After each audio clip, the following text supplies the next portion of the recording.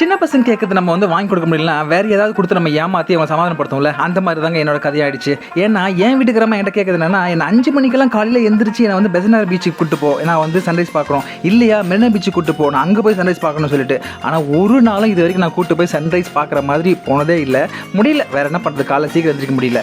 அப்படி இல்லையா குறைஞ்சபட்சம் அட்லீஸ்ட் என்ன ஈவினிங் மேலேயாவது பீச்சுக்கு கூட்டு போ, ஒரு 1 hour என் கூட உட்காரு, நிறைய உங்களோட பேசணும், கதை பேசணுன்ட்டு. அது அதை விட கொடுமை. இந்த கதையை கேட்கறதுக்கு நம்ம இங்கேயே கேட்க முடியல. இது வேறு பீச்சில் போய் உட்காந்து 1 மணி நேரம் கேட்க முடியுமா? சரி, முடியாது வச்சுங்க.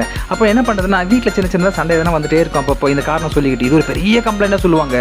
அப்புறம் தான் எனக்கு ஒரு விஷயம் புரிஞ்சுது. வீட்டு பக்கத்துலேயே ஏதாவது இருக்கான்னு தேடி பார்த்தப்போ தான் நமக்கு வந்து பக்கத்தில் இந்த வண்டலூர் ஜூக்கு பக்கத்துலேயே வந்துட்டு பஸ் ஸ்டாண்ட் இருக்குல்ல, பெரிய பஸ் ஸ்டாண்டு, இங்கே ஒரு பார்க் இருக்குங்க. அப்புறம் என்ன, பார்க்கு கூப்பிட்டு போயிட்டு நல்லா இந்த பக்கம் வந்து அந்த லாஸ்ட் வரைக்கும் நடக்க வச்சுட்டு 30 ரூபா கொடுத்துரு பொரி வாங்கி கொடுத்த உடனே எல்லா கம்ப்ளைண்ட்டும் மறந்து போச்சுங்க. முடிஞ்சால் நீங்களும் பக்கத்தில் இருக்கிற பார்க்கில் போயிட்டு உட்காந்துட்டு வாங்க, பெருசாக பண்ணல கூட அதுவே வந்து சமாதானமாகிடுங்க.